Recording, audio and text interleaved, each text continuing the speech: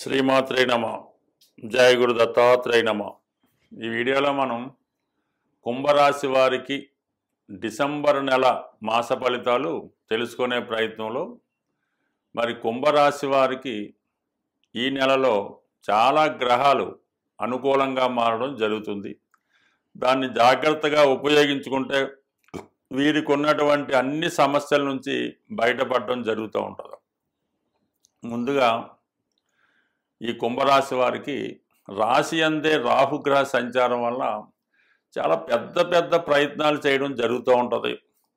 చిన్న ప్రయత్నాన్ని కూడా ఎక్కువ లాభాన్ని ఆశించడం కూడా జరుగుతూ ఉంటుంది.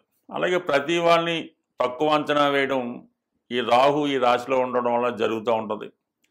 అయితే ప్రస్తుతం గురువు ధన లాభాధిపతిగా ఉన్నటువంటి గురువు 6వ స్థానంలో ఈ నెల డిసెంబర్ 5 వరకు సంచరించడం వల్ల చాలా వరకు ఆర్థికపరమైనటువంటి ఒత్తిడి ఈ రాశి వారి మీద ఏర్పడడం జరుగుతుంది.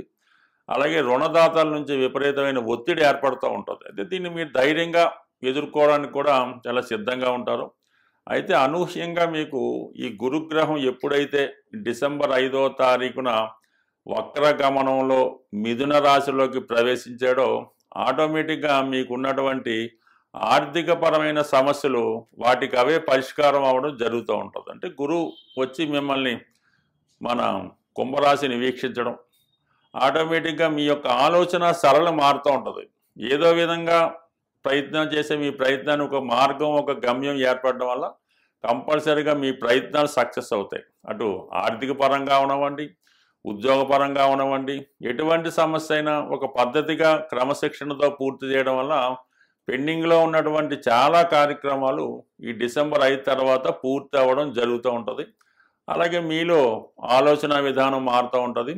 ఏదైతే బలహీనత వీక్నెస్ మిమ్మల్ని పట్టి పీడిస్తుందో ఆ బలహీనతల నుంచి మీరు బయటపడడం వల్ల మిమ్మల్ని మీరు సంస్కరించుకొని మంచి మార్గం వైపు మీ యొక్క ప్రయాణం సాగే అవకాశం ఉంది. దానికి గురుబలంతో అటు వివాహ ప్రయత్నాలు కానీ సంతాన విషయంలో కానీ ఎటువంటి సమస్య అయినా పరిష్కారం అవడం జరుగుతుంటుంది. అంటే ఈ రాహువు గురువు మధ్య ఏర్పడినటువంటి కోణ దృష్టి మిమ్మల్ని చాలా వరకు మంచి ఫలితాన్ని ఇవ్వడం జరుగుతూ ఉంది.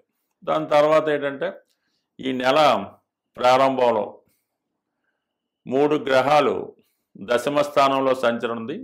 బుధుడు భాగ్యస్థానంలో సంచరిస్తున్నాడు ఈ నెల 6వ తారీఖు వరకు.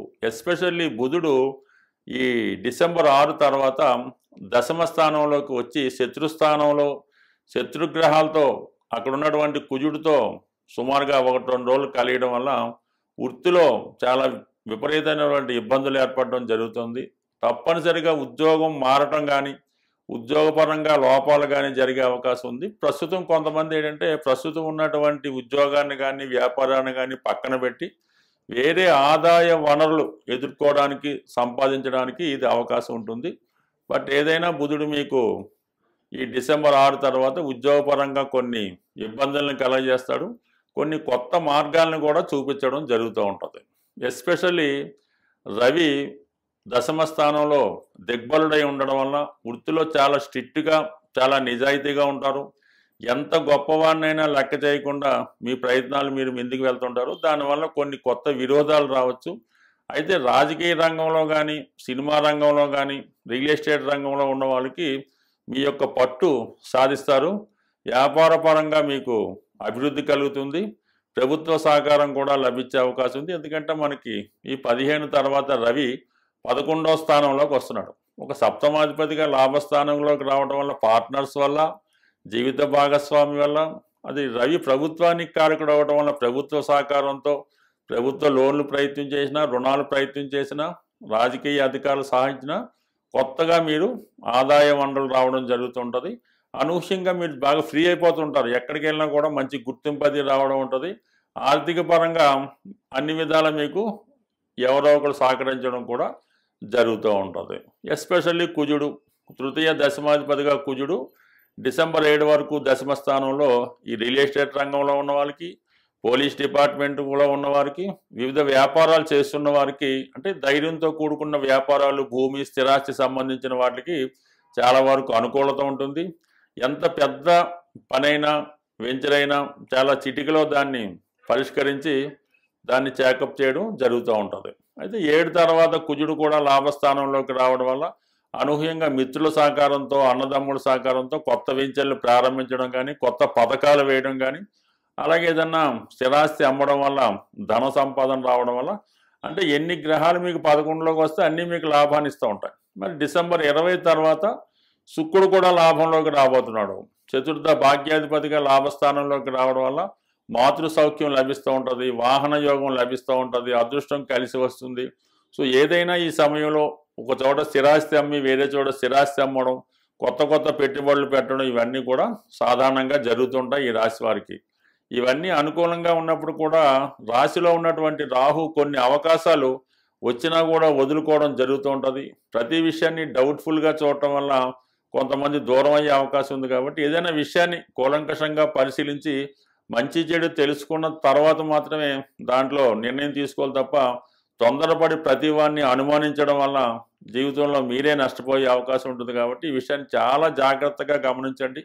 అంటే రాహు మీకు అర్హత లేకపోయినా పెద్ద పెద్ద అవకాశాలు ఇస్తూ ఉంటాడు, దాన్ని ఉపయోగించుకోవాల్సి ఉంటుంది. అప్పటిదాకా మీరు చిన్న చిన్న క్యారెక్టర్ ఆర్టిస్టులు వేస్తూ ఉంటారు, ఎవరో ఒక నిర్మాత వచ్చి మిమ్మల్ని హీరోగా చేద్దామని అంటాడు. అంటే గమ్మునుగా మీరు చూసుకొని, అవతల వాళ్ళు మీ సామర్థ్యాన్ని నమ్మే కదా మీ దగ్గరికి వస్తారు.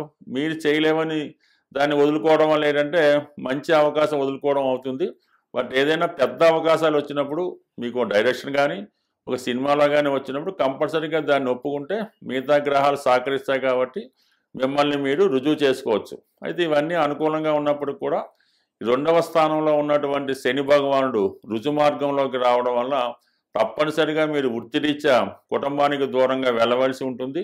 ఏదో కారణాల వల్ల దూర ప్రాంతంలో ఉద్యోగ అవకాశాలు రావడం వల్ల కొంతకాలం కుటుంబానికి దూరంగా ఉండి మీ వ్యవహారాలు అక్కడ సెటిల్ చేసుకోవాల్సి ఉంటుంది. కాబట్టి ఈ విషయంలో ఏదైనా అవకాశాలు వచ్చినప్పుడు మరి ఇవన్నీ ఆలోచించి వదులుకోకుండా కంపల్సరీగా విదేశ అవకాశం కానీ ఎక్కడికి వెళ్ళినా సరే కుటుంబానికి దూరంగా వెళ్ళి మీ యొక్క వ్యవహారాన్ని ముందుకు తీసుకెళ్ళడం వల్ల చాలా గ్రహాలు సహకరిస్తున్నాయి. కాబట్టి జటిలంగా ఒక 5-6 సంవత్సరాలుగా ఉన్నటువంటి సమస్యలు నెమ్మదిగా పరిష్కారం అవడం జరుగుతూ ఉంటుంది. బట్ ఏదైనా మీరు ఈ సమయంలో మీ యొక్క బుధగ్రహ అనుగ్రహం కోసం ప్రతిరోజు విష్ణు సహస్రనామ పారాయణ చేయడం, వీలైతే ఒక శుక్రవారం రోజు ప్రతి శుక్రవారం వెంకటేశ్వర స్వామి ఆలయంలో అమ్మవారికి అయ్యవారికి కూడా అభిషేకం చేయించుకోవడం కానీ, కుంకుమార్చన కానీ, తులసిమాలతో పూజించుకోవడం కానీ, అంటే మీరు ఏదన్నా ఈ సమయంలో వెంకటేశ్వర స్వామిని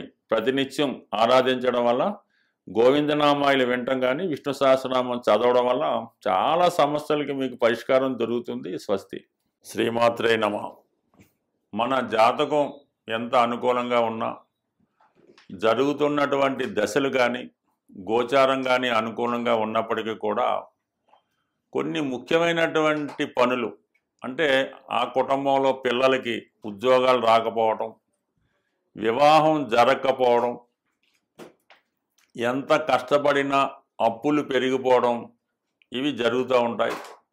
దీనికి వాస్తుపరంగా కూడా ఉన్నటువంటి దోషాలు చాలా వరకు ఆ కుటుంబం మీద ప్రభావాన్ని చూపడం జరుగుతూ ఉంటుంది. ప్రధానంగా ఏదైనా మనం ఇల్లు కట్టుకున్నప్పుడు చిన్న చిన్న వాస్తు దోషాలు ఉంటే అవి 7 సంవత్సరాల తర్వాత వాటి ప్రభావాన్ని చూపడం జరుగుతూ ఉంటుంది.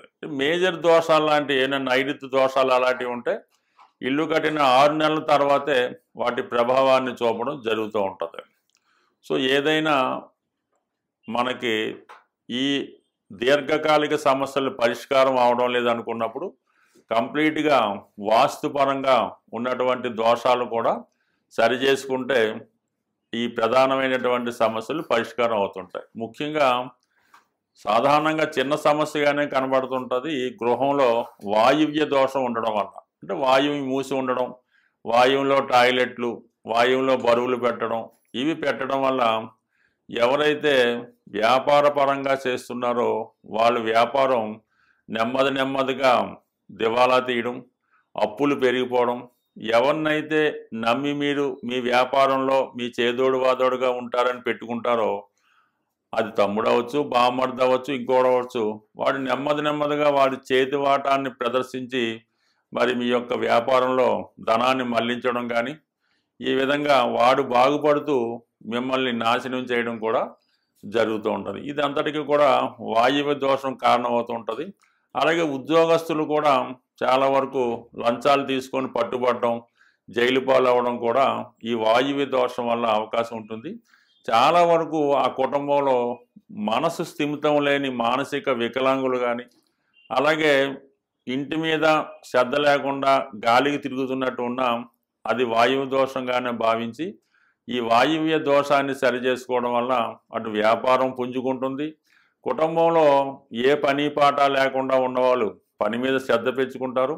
అలాగే కొద్దిగా మెంటల్ ఇన్బ్యాలెన్స్ ఉన్నవాళ్ళు కూడా వారి సామర్థ్యాన్ని పెంచుకొని బాగుపడే అవకాశం ఉంది. కాబట్టి ఎంతో ఖర్చు అవుతుంది, కానీ ఒక్కసారి ఇటువంటి ప్రధాన సమస్యలు ఉన్నప్పుడు మంచి వాస్తు సిద్ధాంతం చూపించి వాస్తు సరి చేసుకోవడం మంచిది. లేదు అది వాస్తు సరి అవ్వదు, అది న్యాచురల్గా ఏర్పడింది అన్నప్పుడు వేరే ఇంట్లోకి మారడం వల్ల కూడా మీరు దీని నుంచి బయటపడవచ్చు. అయితే వాస్తు ప్రభావం అనేది ఇమీడియట్గా మాత్రం చూపించదు, నెమ్మదిగా దాని ప్రభావాన్ని చూపిస్తుంది. బట్ ఏదైనా మాత్రం ఫలితం మాత్రం పక్కాగా మంచిగా వచ్చే అవకాశం ఉంటుంది.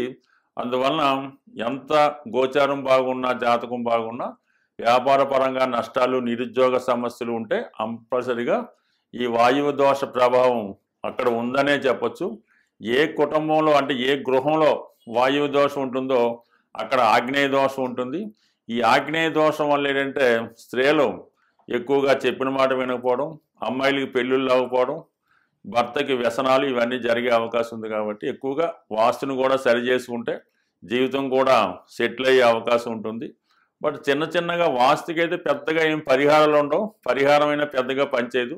దానికి శాశ్వతంగా ఆ వాస్తు సమస్య సరి చేసుకుంటేనే వాస్తు సరి అవుతుంది. మనం నివసిస్తున్నటువంటి గృహం సరైనటువంటి వాస్తు విలువలతో ఉండి నియమాలు పాటిస్తూ ప్రతిరోజు పూజ పునస్కారాలు చేసుకుంటే మన జాతకం కూడా మంచిగా తన ప్రభావాన్ని చూపించే అవకాశం ఉంది. బట్ ఏదైనా ఇల్లు ముఖ్యం, వాస్తు ముఖ్యం, ఇల్లాలు ముఖ్యం, అలాగే మన అదృష్టం కూడా ముఖ్యం. బట్ ఏదైనా మన ప్రయత్నం బట్టి ఫలితం సాధించవచ్చు.